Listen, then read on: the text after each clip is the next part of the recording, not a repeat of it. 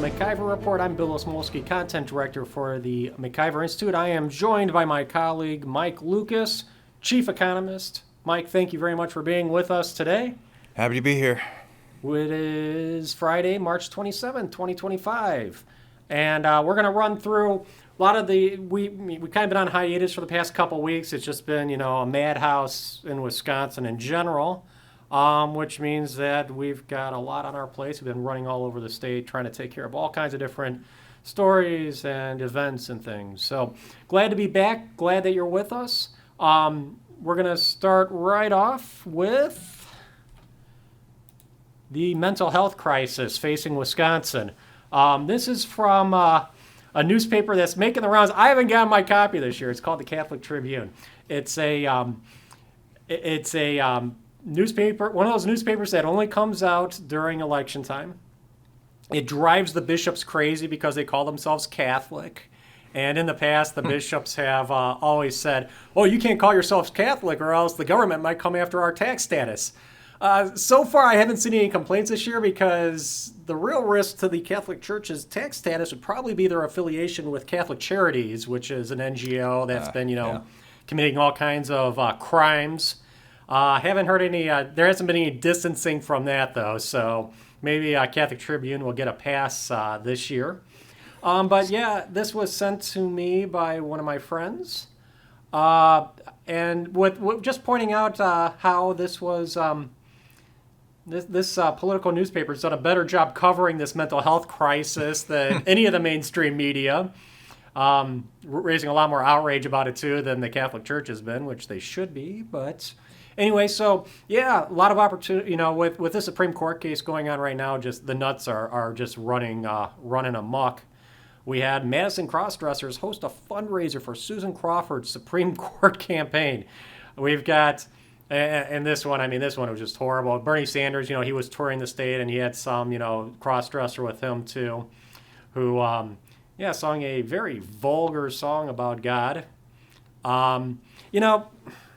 So, just real quick on this. This is in saner times, if we weren't having a mental health crisis in Wisconsin, the Democrat Party would either be run out of Wisconsin or laughed out of Wisconsin. That's, rational people don't believe that a man can be a woman just because he wants to be a woman.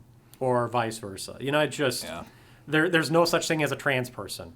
When they start coming after the right and saying, if you do this, doesn't matter what you do, trans people still exist. No, they don't exist now, only in your imagination. You need help. So, and at the same time, we've had, we've got a series of bills going through the state legislature. This is an issue that the Trump administration's going after, too. A lot of this has come down to, men in women's sports, men who call themselves trans women. Doesn't matter what you call yourself, you're still a man. Doesn't matter if you cut off your junk, you're still kind of a man. Yeah. in a genetic sense, anyway. Yeah. You're neutered, literally and figuratively. Yeah, exactly.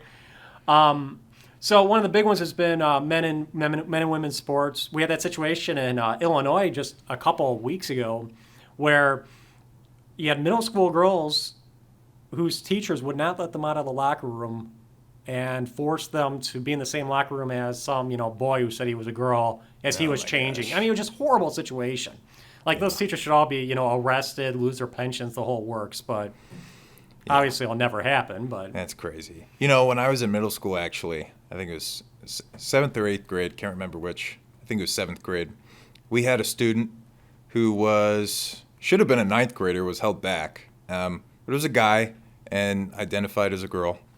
And by the way, this is in Santa Cruz, California, so not at all, a conservative right-wing place. They voted for Bernie Sanders there.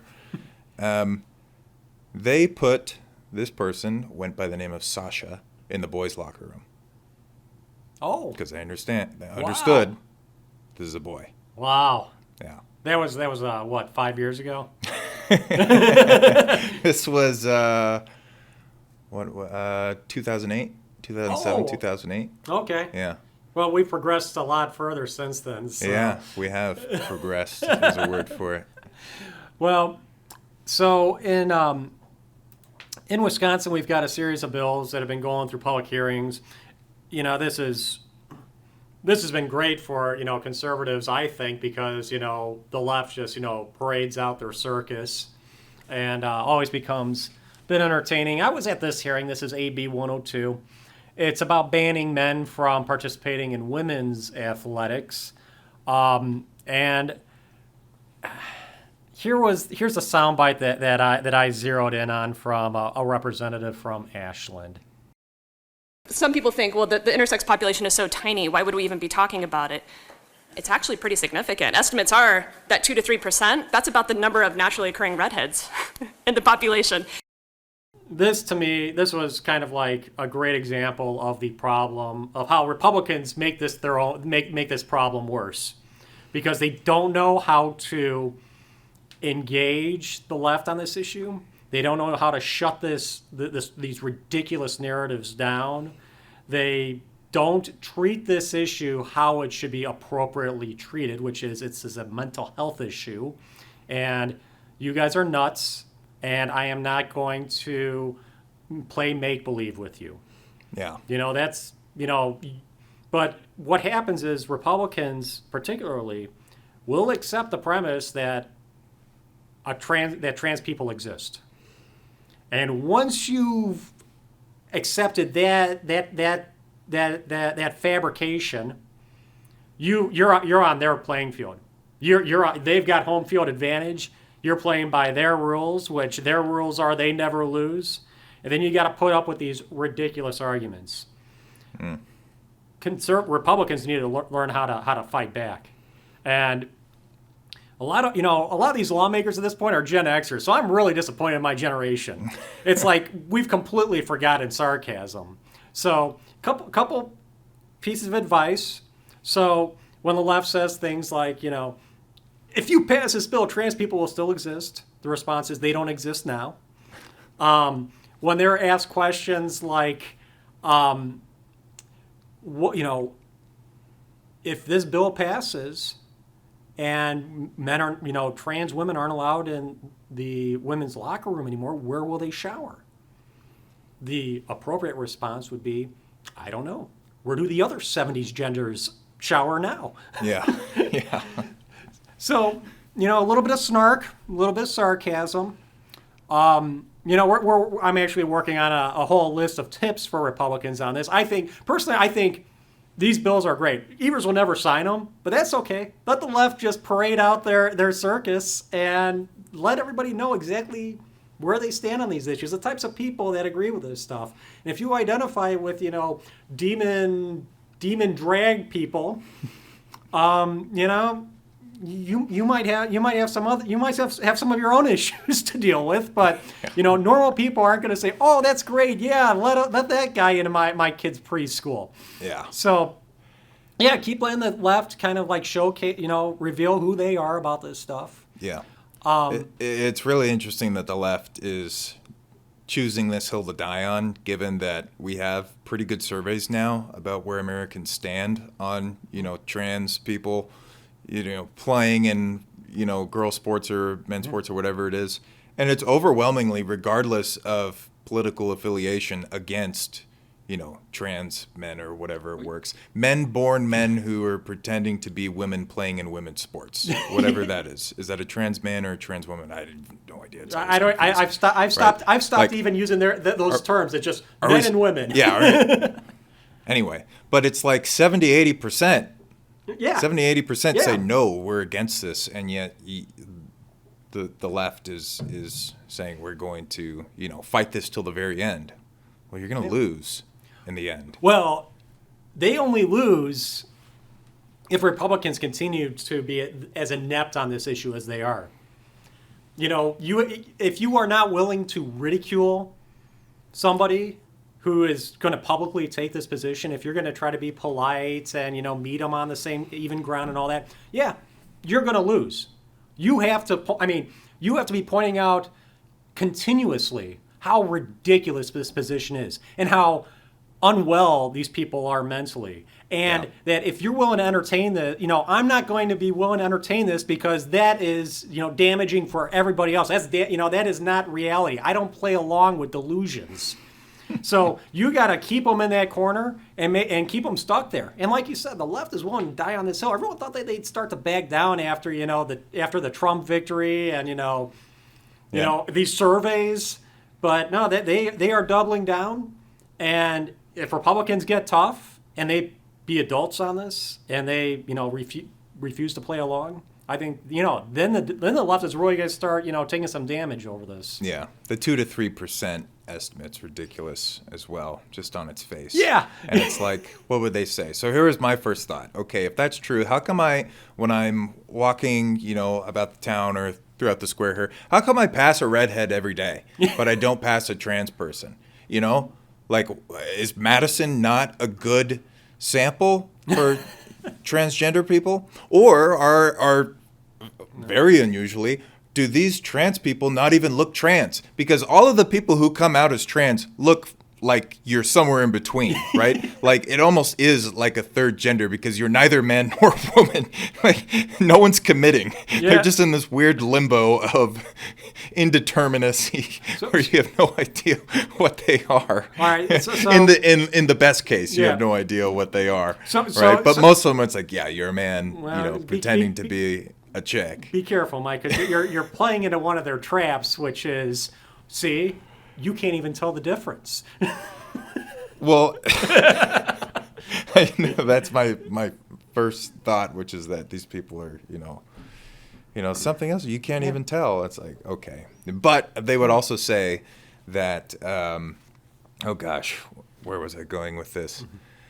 The 2 to 3%, right? They'd also say, oh, well, we're getting much better at identifying people as well, right? There used to be like this stigma where people wouldn't, identify as trans because, they were afraid of... No, hermaphrodites. Yeah. She was talking about intersex hermaphrodites. Yeah, but they were afraid of, what might happen to them because, even in 2012 when these surveys were being done, everyone in California was super afraid that they'd be beat up by the Ku Klux Klan that is just hidden but incredibly present throughout the state of California. Yeah. Like...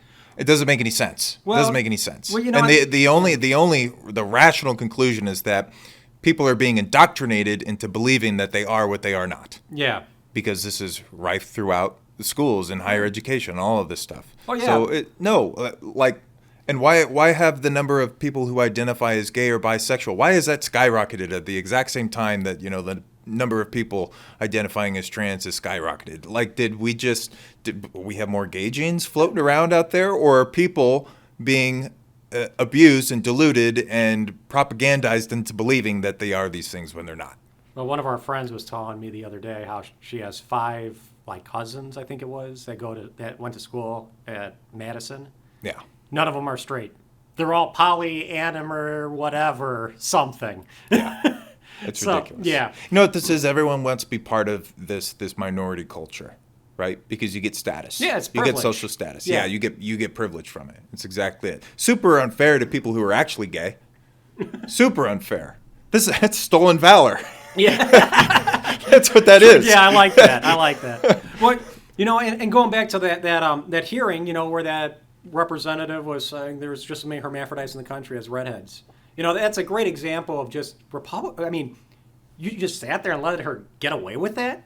It's like, even if, I understand, there's kind of a tendency when you're, on the hearing stand, giving testimony that you got to kind of cater to whatever the committee wants. But no, shut that down. Are you nuts? Are you serious? Are you seriously telling me that there are just as many hermaphrodites in this country as redheads? Have you lost your mind? Where are your stats? Where are you getting that garbage from? Who in their right minds elected you to represent them? What is wrong with the people at Ashland that you're their representative? That's where I would have gone with it, but maybe that's why I'm not an elected official. I'd love to ask, where'd you get that number? Please, just tell me. Oh, well, there was a survey done at UC San Francisco. Okay, got it. And we extrapolated it to the population at large. Whatever. All right, so this feeds into one of our big events from last week. We had Riley Gaines here. Wonderful woman. She and a lot of girls actually. A lot of moms brought their girls to hear her talk. Oh yeah. Riley was the NCAA swimmer who in 2019 had to swim against Will Thomas. Yes. Leah Thomas, you mean? No, I don't play along. I don't play along with these delusions. Will Thomas, pretending to be a girl, tied Riley for like 5th in the country, and he got the trophy, the women's trophy instead of her. That was crazy. I didn't know about that Yes. part of it. Yeah, they tied. They were both had equal right to the trophy, but the what is it? The judge or whomever the official said, we've decided that we're going to give it to Mr. Thomas. Sure. And you can't take any photos with it. Well, and at the end of the day, he gets to go home with it. Well, and Riley's great too, because I love sitting down and doing that podcast, the Newsmakers podcast with her, because she's got the exact same approach as I do. She's not playing along with this garbage. Yeah, it's just not. She was super funny too, really funny. If you ever have a chance to go see her, folks, like you should go see her. Like she's a riot. But that is a position that all conservatives and Republicans need to have. Do not compromise on this. Do not compromise on reality. Yeah. And she's there. She's front and center. She's taking the flack. I can say all the stuff I want on the MacIver Newsmakers podcast, and the 100 people or so that will listen to it. Great. And you want to out me? Okay, I out myself every day. I don't believe trans people exist. I'm not playing along.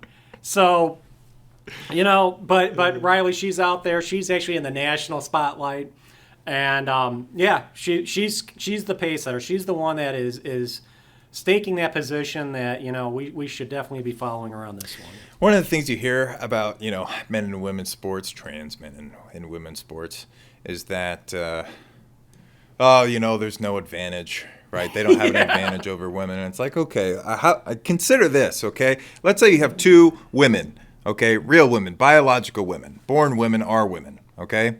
One of them goes on testosterone replacement therapy, okay, for 10 years, okay, steroids, right? Takes testosterone for 10 years, the other one doesn't, okay? Who's going to win in a competition?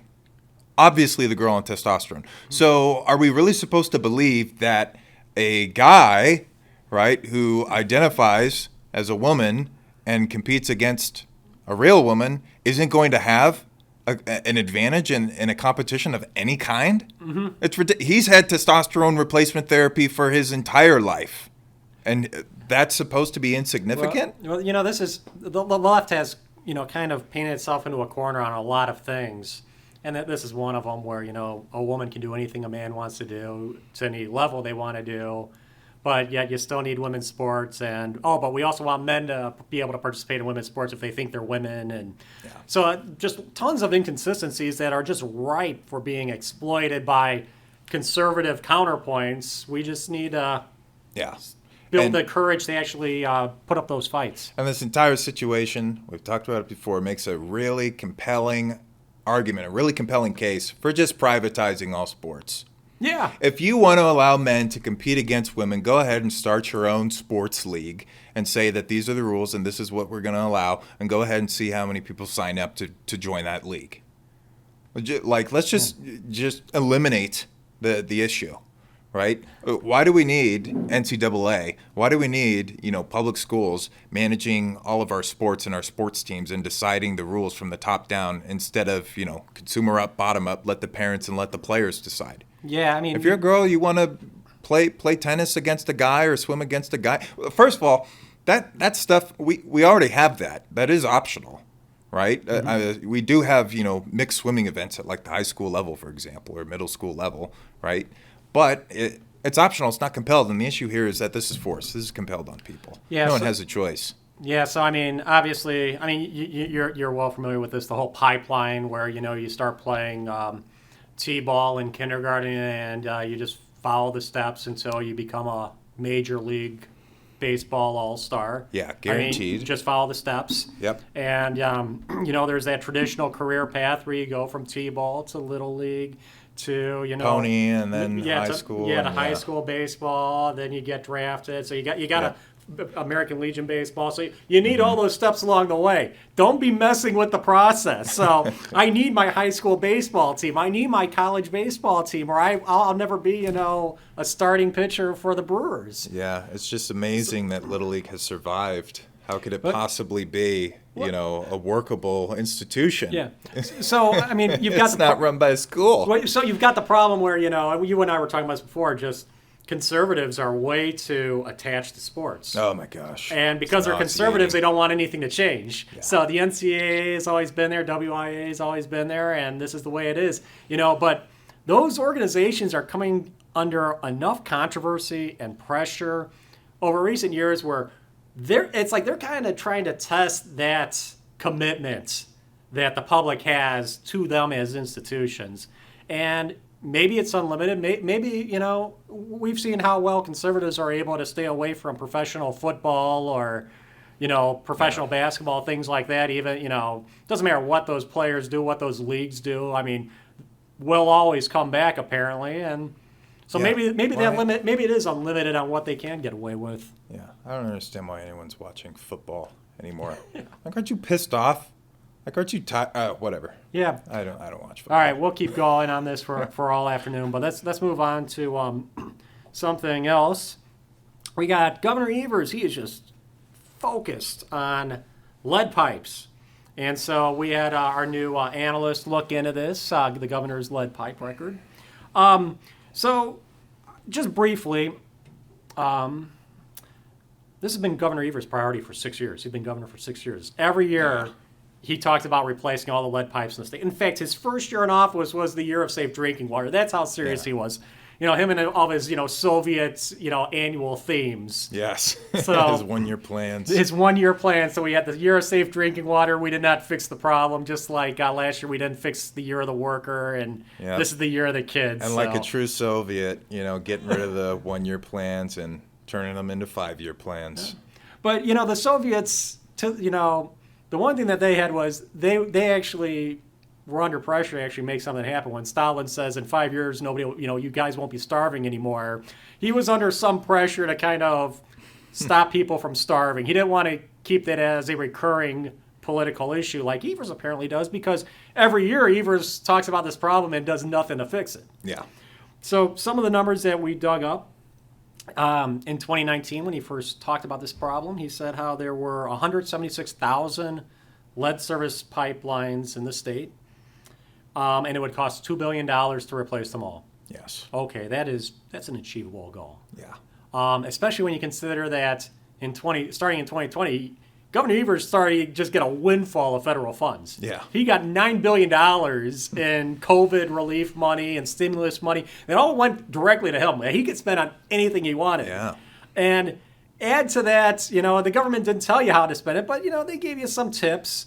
One of them was you could use this for your drinking water infrastructure. Mm-hmm. $9 billion. Well, heck, it was only going to cost $2 billion to replace all the lead pipes. So how much did he fix? Well, so 6 years ago, we were at 176,000 lead pipelines in the state. Now we're at 150,000. Yeah. So, why fix a problem when you could campaign on it forever? Yeah. And there's about $4.5 billion of that, $9 billion left. So apparently a bunch of other things were much more important than, achieving the goal of ensuring safe drinking water. Yeah, so check out that story. It's a good one. You'll get all the facts that you need to confront the left on this ridiculous issue. Had Hadley on another one, too. He's our new analyst. So Governor Evers' health care plan, more Medicaid, higher costs. Okay, this is another really important one.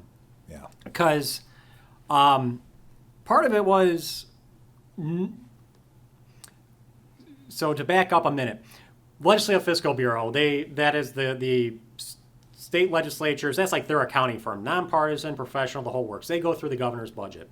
This week they came out and they said, well, if all the taxes, fees, and in Governor Evers' budget, that adds to about $2.7 billion. And MacIver, we were like, wait a minute, that's not even close.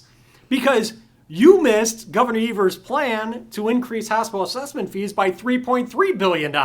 Yeah. So you missed the mark by over half. So what Evers wants to do, and part of this all goes into his Medicaid agenda.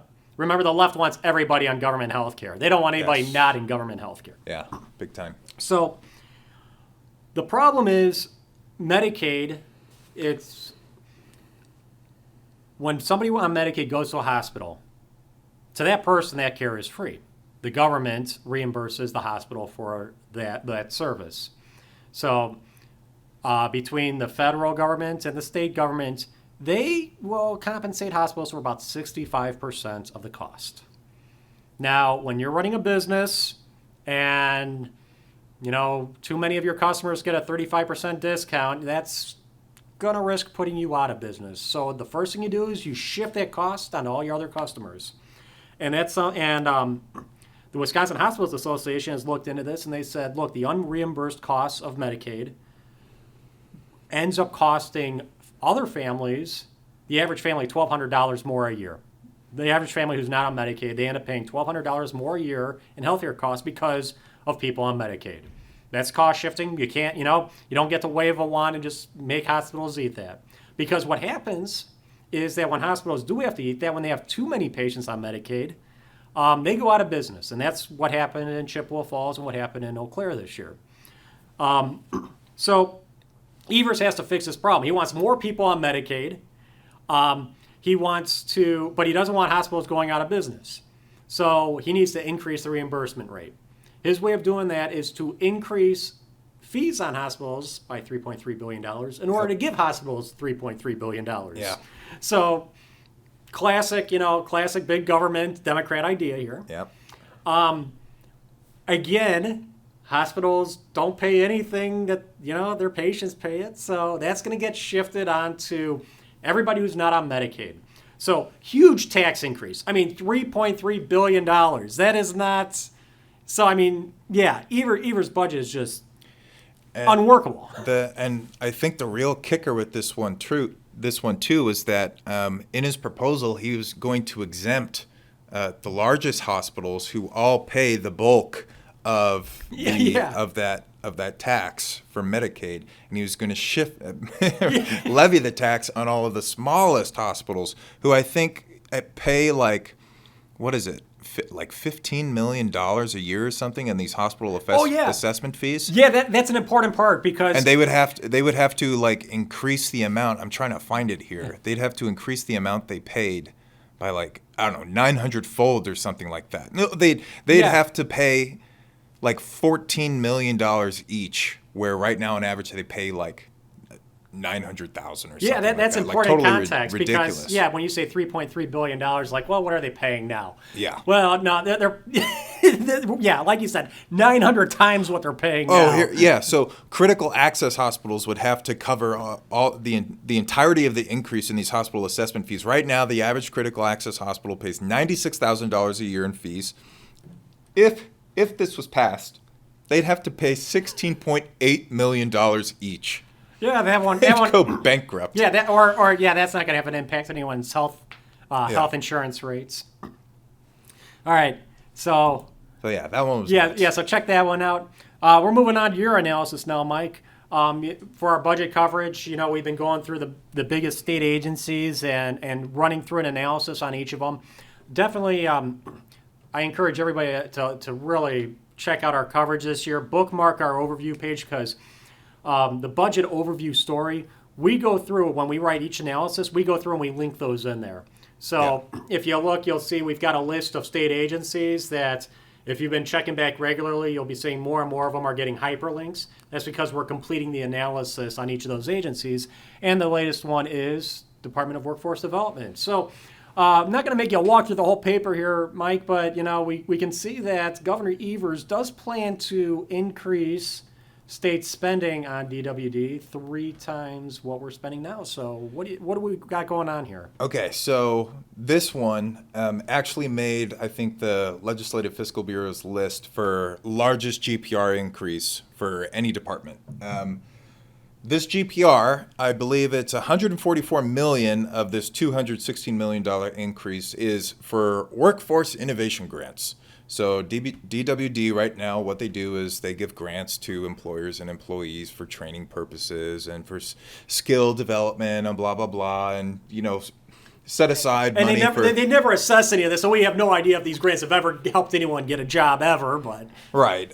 So essentially, they're just funneling money to people who don't want to pay to, train their own employees. Mm-hmm. It's like just a communist redistributionist nightmare. Like, I mean, there's no rationale for this other than it looks good, and some people get a huge piece of the pie at everyone else's expense. But he's earmarked this all for more grants, right? He wants more grants, and I think one of the things he specifies in this innovation grant, where the bulk of this money is going to, is for AI employment, the AI industry, right? Everyone is on the bandwagon for AI, which first of all is not intelligent. It sucks. It's in a total bubble. The whole thing's going to collapse. Anyone who's used AI and actually has an IQ above 100 recognizes that it sucks and it's actually not smart at all, and it just parrots back to you whatever is the whatever data it's been trained on. When you type something into Google now, AI will give you a summary of whatever question you ask it. It just comes from all the top Google search results, just puts it together. It doesn't actually know anything. The whole thing is just a probability algorithm. It's not intelligence, okay? We don't even know the source of intelligence. Freaking computer programmers aren't just going to stumble upon the creation of consciousness and create an intelligent being. It's total bogus. It's total BS. Anyway, so hang on real quick, Mike. Since you took us on this sidetrack, so I gotta go with this. Okay. I know you were a teacher, and I know like a lot of teachers are starting to like acquiesce to some of this AI stuff. Yeah. And they're also trying to find controls to prevent their students from using AI and passing off as their own, which is why they're acquiescing and compromising on this. I'll tell you what, if I were a teacher, when I talk about this stuff like on the radio, on our podcasts, and our stuff, I know this stuff. I can identify what's real, what's a real fact. When things are out of place, like when I'm looking at government reports, a lot of my stories come from the fact that I know what's amiss. I can spot it. So if I were a teacher, you want AI to write your paper? Go ahead. Because I've played with AI and I wouldn't trust it with anything. No. I mean, it is, when you really know this stuff and you're looking at AI and you type in a basic research question, half of it's garbage. Yeah. The only reason why I do it is sometimes I want to see what its sources are. Yes. Because I'm looking for, very specific things that's like, I mean, I would never, if I could say, how many state workers are there in Illinois, or how many state workers are there in Wisconsin or Indiana? Yeah. I'm not going to take AI's word. I'm going to say, all right, this is what AI says. Let's see what the Bureau of Labor Statistics says now. Right. Yeah. The only reason to do that is every once in a while AI will spit something out that's interesting. It'll just by chance reference like a really interesting source, and then you go to the source, exactly, and you see what the actual human being wrote. Yeah. Because that's what's interesting. Yeah, like it's great too for like trying to find for building your bibliography. That is like the only real value I found in it. Like I'm looking for a book on. Has anyone ever written a book about the Turner Society in Milwaukee? Right. And all right, I'm having a bust on Google. AI. Has anyone ever written this book? Here's the book. Thank you. Yeah. That's the extent of its usefulness. But this entire idea that it's going to revolutionize, civilization and the workforce, and we're going to be able to lay off all the computer scientists and the programmers and the accountants is just a pipe dream. It's such a pipe dream. Yeah, so I'm a huge doomer on AI. I'm very bearish.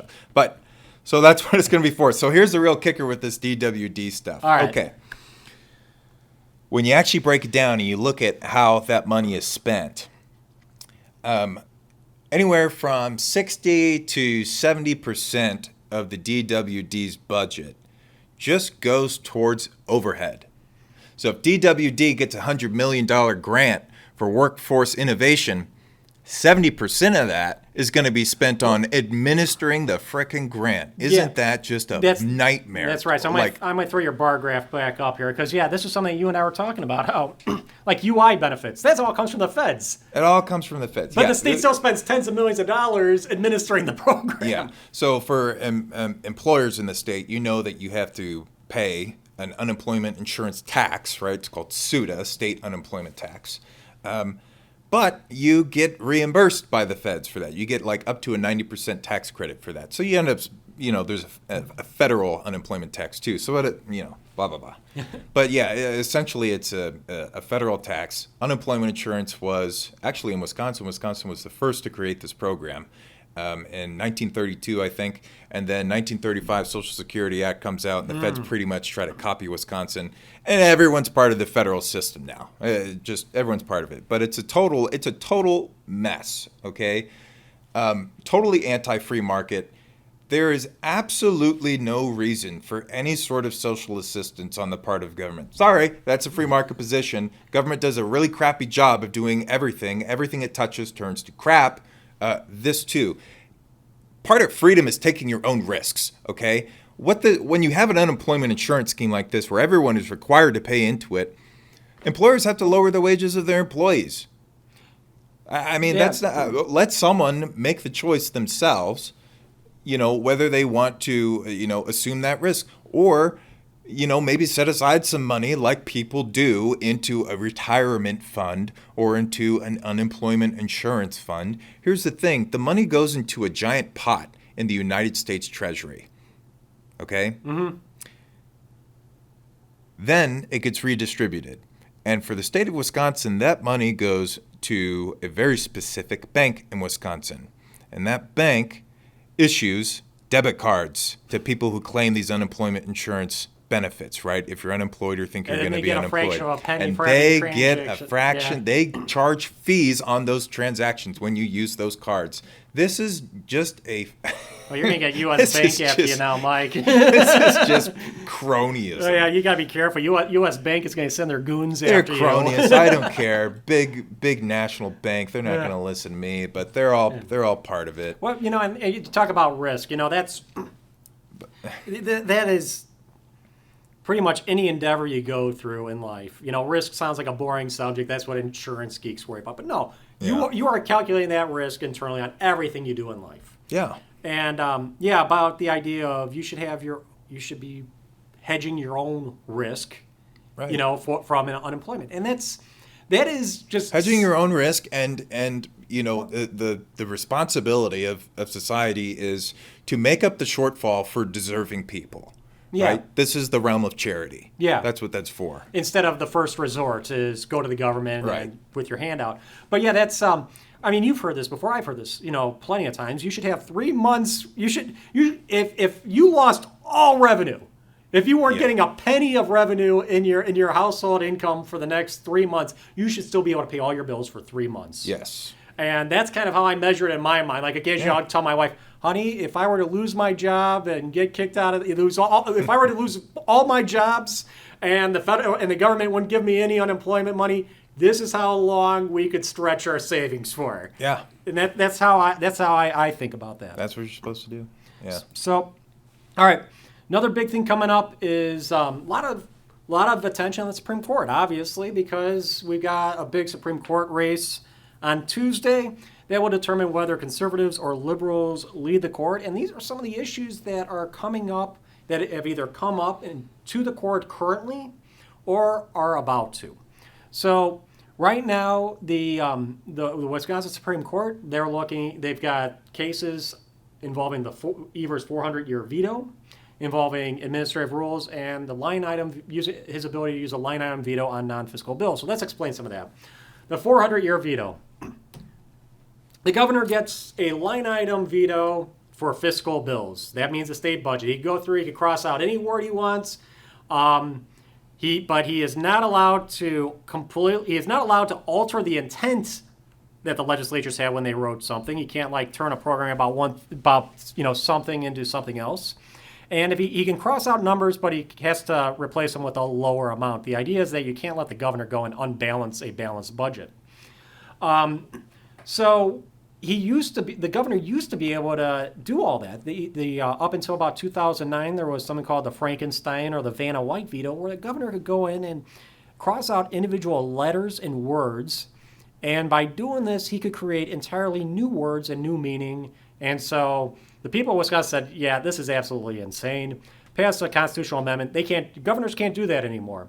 Governor Evers believes he found a loophole, and because he believes that he's able to create new numbers by doing that, by crossing out entire words and entire numbers or parts of numbers.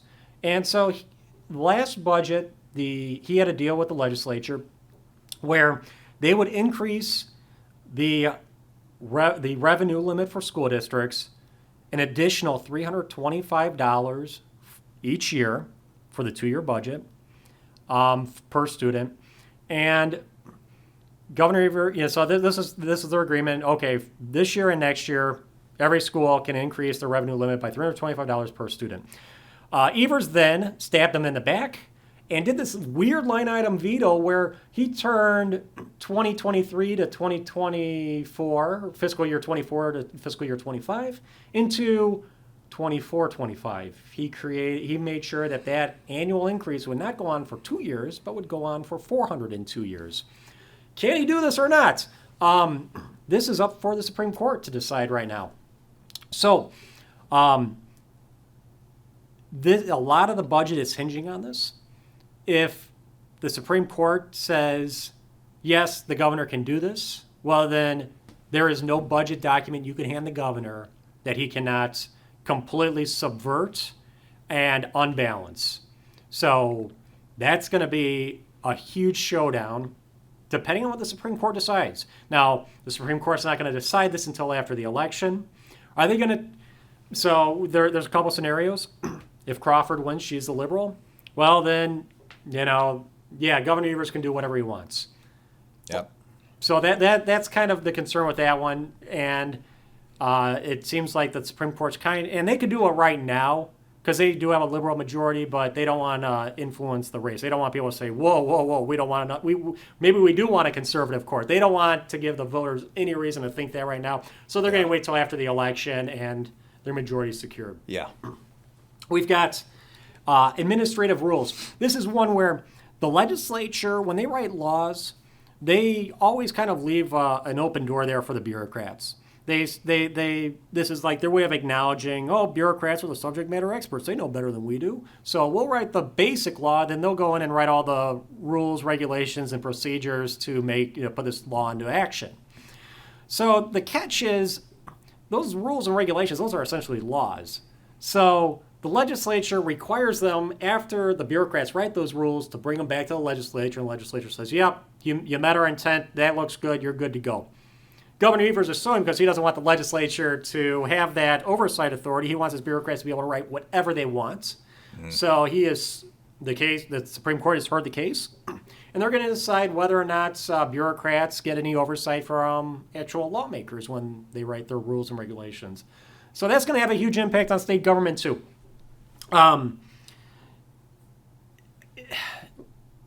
It also has part of it is budgetary impact because you're going to have to, the legislature would have to start just massively defunding the bureaucracy. Yeah. Because the administrative state they are the government at that point. The bureaucrats are in charge of everything. Your elected officials don't mean anything. Yeah. So these cases are kind of all about taking away power from the legislature. And if it's a liberal Supreme Court and Governor Evers and all these, and he wins all these cases, there's really no point to. It doesn't matter who's in charge of the legislature. They're either meaningless or they're a rubber stamp for what the governor wants anyway. Right. Line item veto on non-fiscal bills. Like I said, that line item veto, that's significant. And when you're writing a fiscal bill, you got to be real careful about things. Like you can't say, this department shall not do this, because the governor can go in with this line item veto and just cross out the word not. Mm-hmm. And so these fiscal bills take a lot of attention to detail because it's not about making sure that you got the numbers right and the policy right. It's about, can the governor subvert our entire intent by just crossing off a couple words? Yeah. That's going to be every single bill going forward. Yeah. And also every single bill is going to be a lot longer on top of that if you now have to specify exactly what all the regulations are associated with it because you don't want to let the bureaucrats have any say in it. Right. So longer bills mean more risk factor when the governor has a line item veto. So yeah, these are some really smart chess moves that Governor Evers is doing. The Governor Evers team. How much? Yeah, well, Evers doing it now? Yeah, exactly. So I mean, people. He was a teacher. He's not clever. No, but this is where I come from. I never underestimate Governor Evers. And yes, he's got a really shrewd, cunning team behind him that is coming up with a lot of this stuff. I mean, he's probably not the one, standing over the map board, plotting everything out. What Governor Evers brings to the table is this grandfatherly, look, and zero sense of morality or ethics. I was talking about that deal he had with the legislature over school funding. Governor Evers had no problem publicly stabbing him in the back and changing the deal like that. Yeah, that's right. So that threw another wrench in the works when it comes to crafting the budget this time is the legislature cannot trust him at all. You cannot come up, the budgets require a lot of negotiation, a lot of deal making, a lot of happens behind closed doors. Robin Voss, Devin LeMahieu, Governor Evers, they have to get behind they have to meet. They say, okay, if we do this, can you do that? Or you want to give this up? And everyone gets a safe face, in public. That's off. You can't do that anymore. This guy will stab you in the back. No deal is sacred to Governor Evers. So that's another big problem that the legislature is going to have to figure out. So the rest of these, starting with voter ID, these are all potential lawsuits. So right now, voter ID, that is a law. Any law that the Democrats and liberals don't like, if they run the Supreme Court, it's as good as dead. Yeah. So voter ID, it is actually on the ballot this election. It's a law. The question on the ballot is, should it be part of the Constitution instead of just part of the law book? If it's part of the Constitution, there's not a lot that the liberal Supreme Court can do about it. Yeah. Because their job is to interpret the Constitution. So that's a tough one for them. They'll probably leave that alone if it makes it on into the Constitution. Act 10, this one's huge. This is collective bargaining reform. Unfortunately, too many conservatives have forgotten how important, the benefits of collective bargaining reform, and the unions have never forgotten how good they had it before collective bargaining reform. So they continue to sue. We at MacIver have calculated some of the impact that this law has had on Wisconsin taxpayers. Act 10 made it so that government unions can no longer negotiate their own contracts. It's essentially the fundamental problem with this is you cannot have government workers trying to have one over on taxpayers. You can't have fair negotiations like that. So between the taxpayers and the government. So that was one of the philosophical reasons why this had to go. But so no more government union contracts. There is, and government employees now have to contribute 12.6% of their health care premiums, and they have to provide half of their pension contributions. So just looking at those two items, those are the two things that you might be able to put a dollar amount on, and we've calculated that to be about $36 billion over the past 13 years here in Wisconsin that taxpayers have saved. Now, that's not to say that government would have increased your tax burden by that amount, because that's a finite. The pressure of that $36 billion exists, but the capacity for taxpayers to cough up $36 billion is limited. So what you end up doing in those situations is, okay, we can't tax anymore out of our taxpayers, so we're going to start cutting back services to fill that gap. So that just means more government employee layoffs, fewer services, and so that's how you close that gap between higher taxes and less services. Yeah.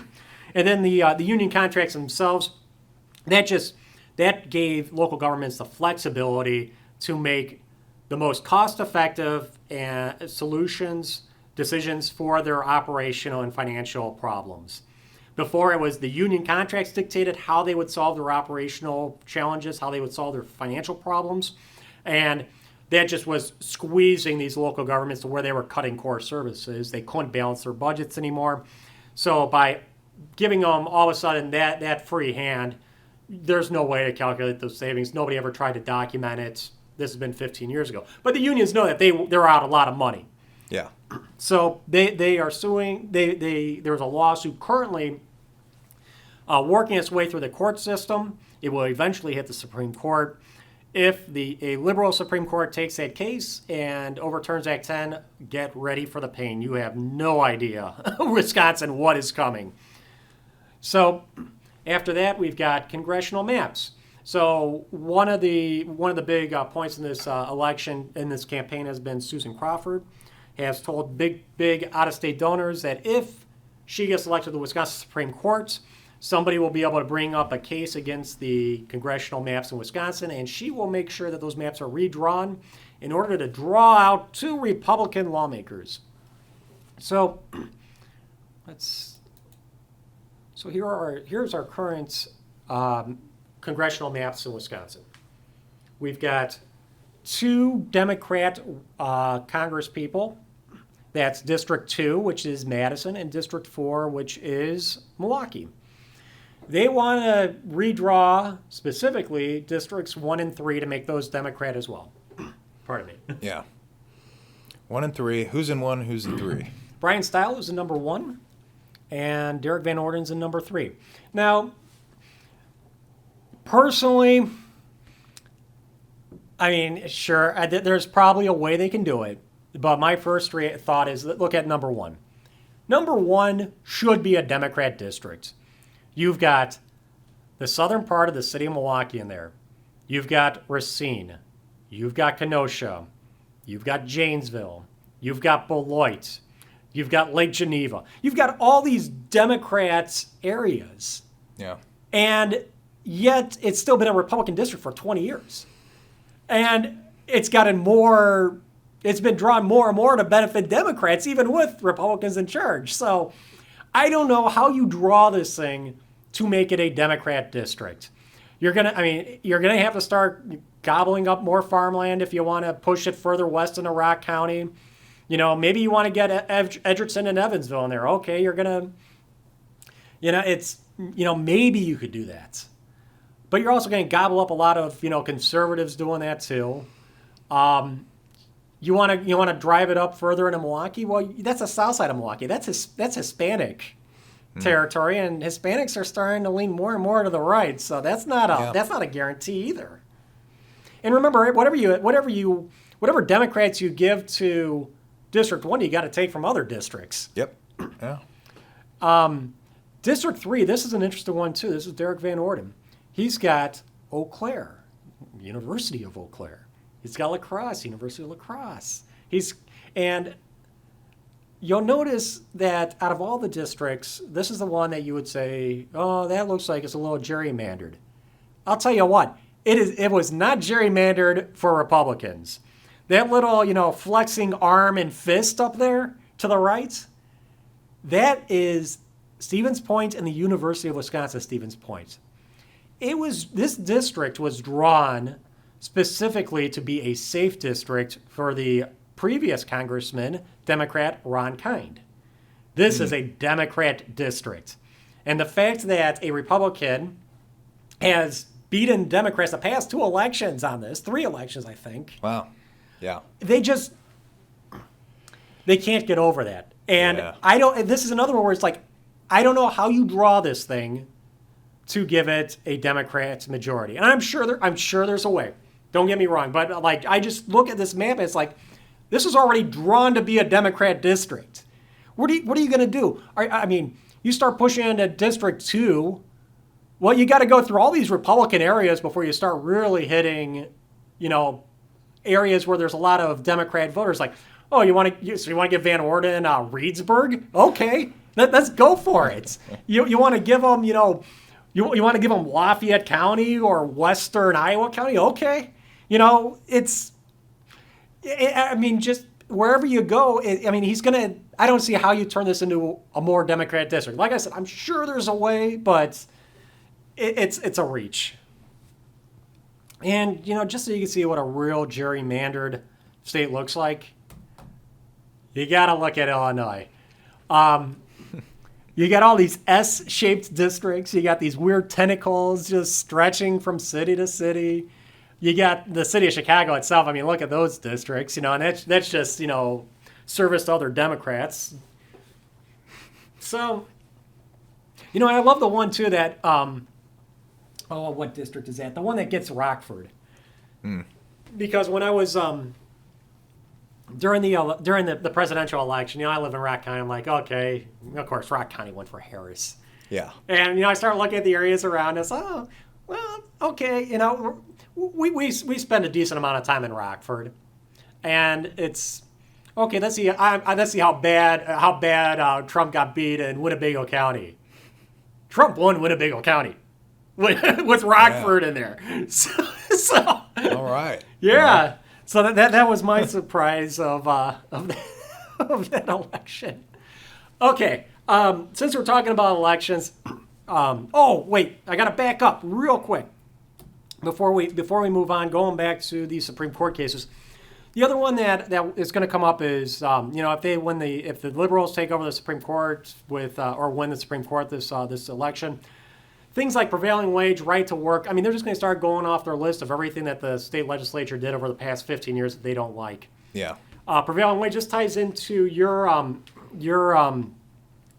analysis on DWD. Yeah, at the very end, Evers lays out some of his objectives, the things that he wants the DWD to do. And, one of them was reinstituting prevailing wage, which is a boondoggle for guys in the construction industry, where it's stated that anyone who contracts for a public works project will be paid the prevailing wage, like the average wage in the state for whatever that role is.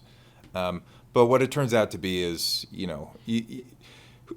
whatever the 75th percentile wage is for that job in the state is what will be the wage for a public works project. So it's just a way of essentially buying off construction workers. Well, and here's the thing is, by paying them more than the market rate for public works projects. And so we got rid of this in Wisconsin in 2015. I was really involved in a lot of the analysis on that. And what I found was it doesn't really benefit workers. It benefits the union. The union never loses.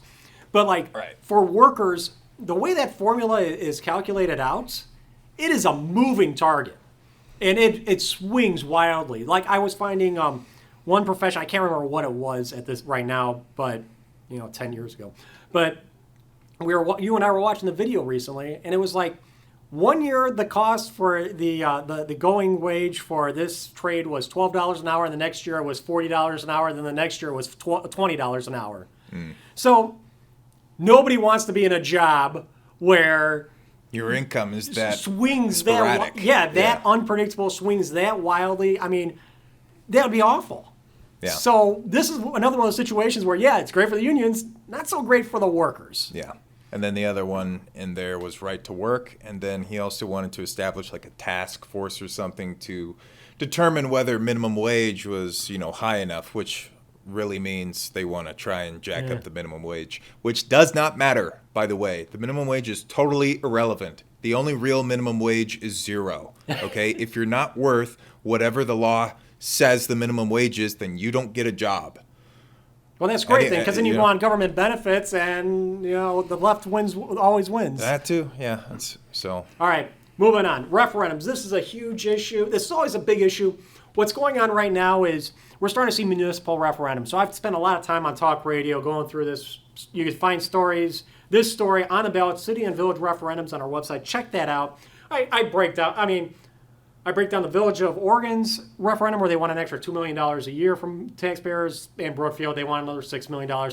Look, I debunk all this stuff.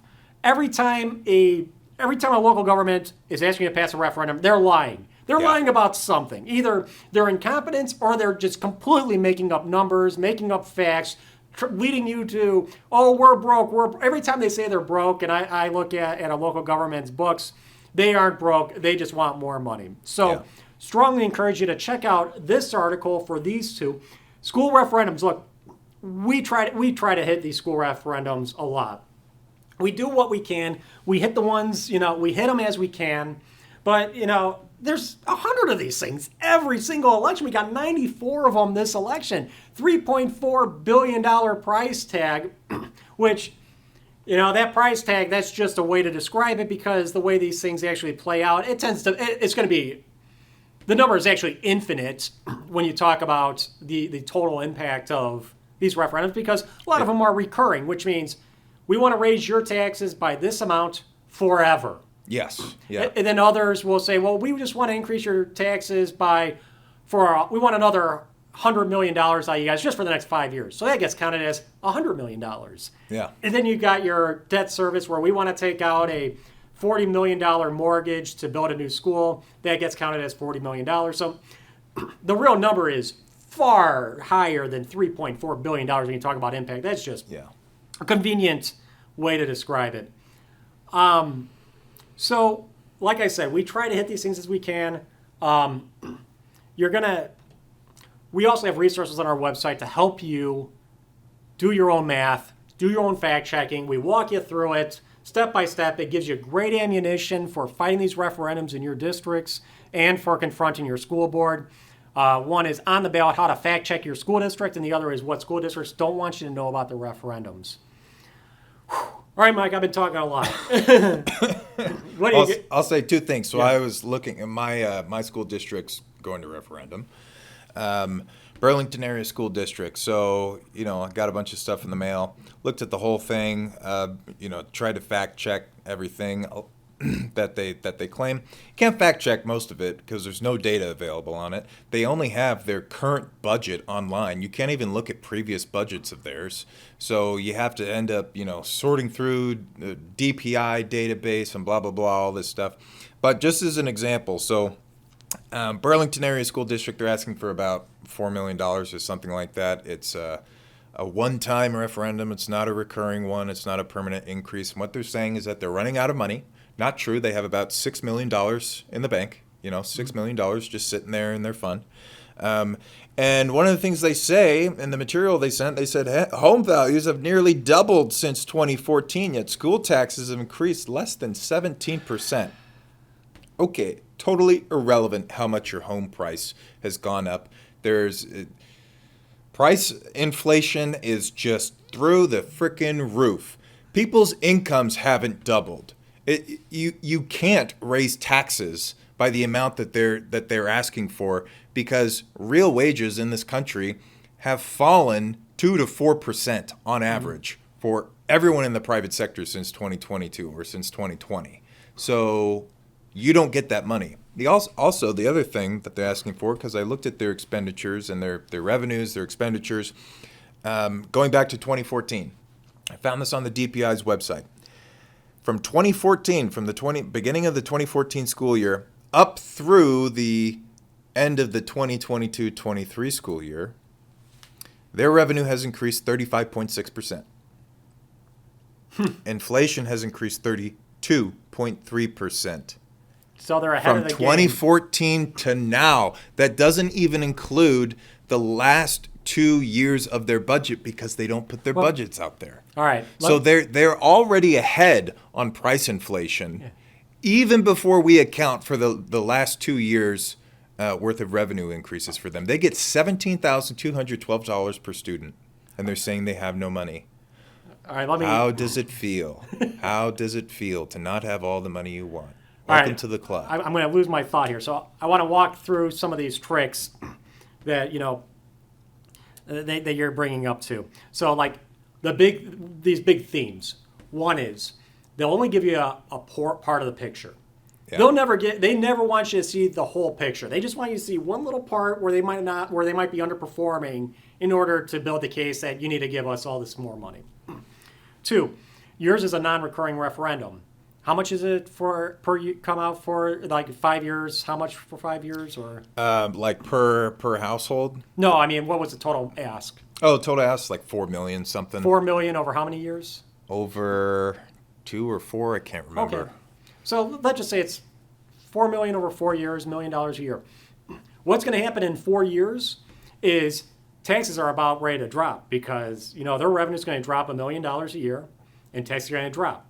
So then they play the whole funding shelf game where they want to slide another referendum in there and they'll say, it won't raise your taxes at all. Mm-hmm. So if this one passes, you're going to get another, it's guaranteed. You're going to get another one as soon as that non-recurring one expires. That's how these games are played. Another thing, you talked about the budgets. It wasn't a real budget. Income statements. Yeah. The state requires school districts to submit what any accountant or financial manager would call an income statement.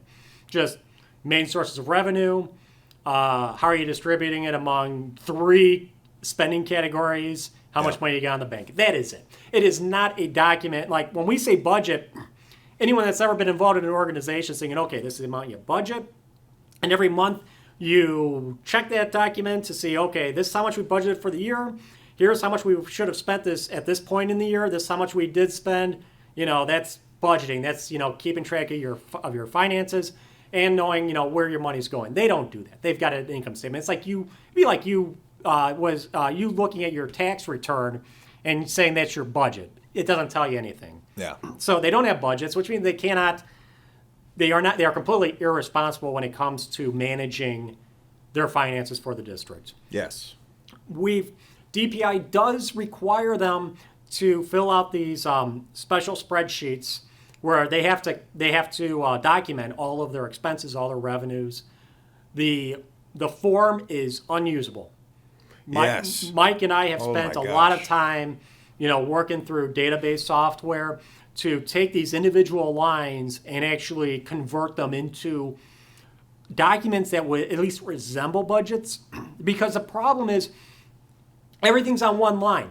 So whereas you might have, this is how much money I started with, this is how much money I spent, and then you'd have another column, revenues and expenses, you'll put those in separate columns. You have some way to differentiate them. They don't do that. All the numbers are thrown in the same pot, and nothing is designated, nothing is coded to where it says, this is a revenue, this is an expense, it's just, this is a number. There is no bottom line. There is no bottom line. You have no idea what their final balance is.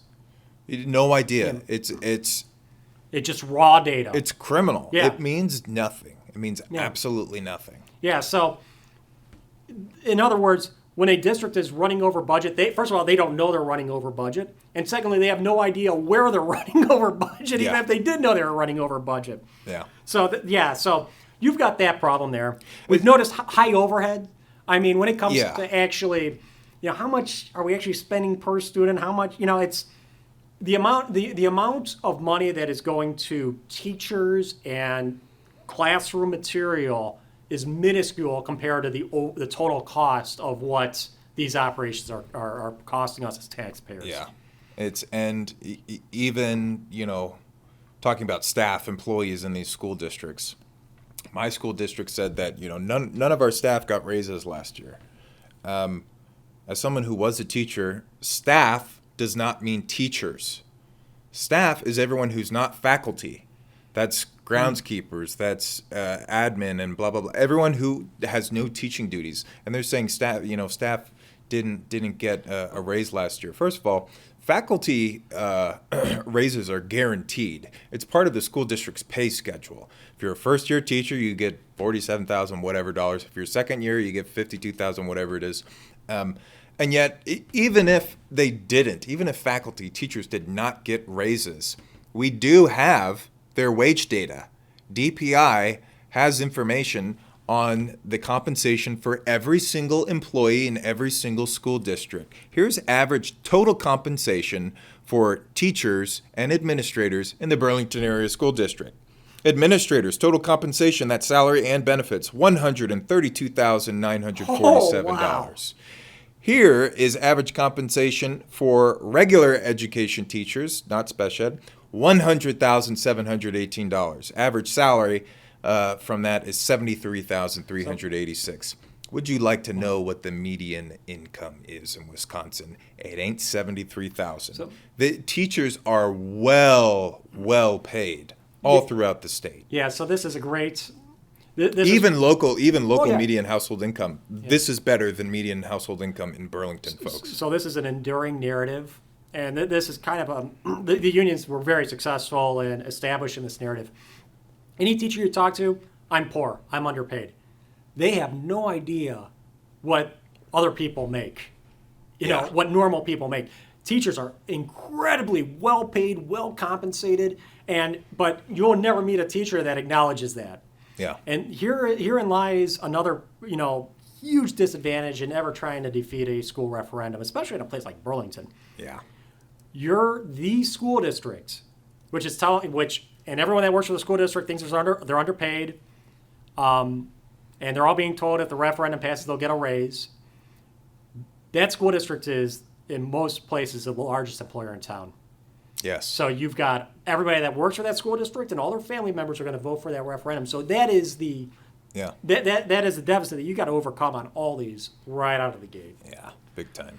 So, yeah, hey, good luck to everyone that's out there fighting it. I've fielded quite a number of phone calls trying to give advice to, or not really advice, but insights into some of these budgets to kind of help people understand. But look, we know it's a tough fight.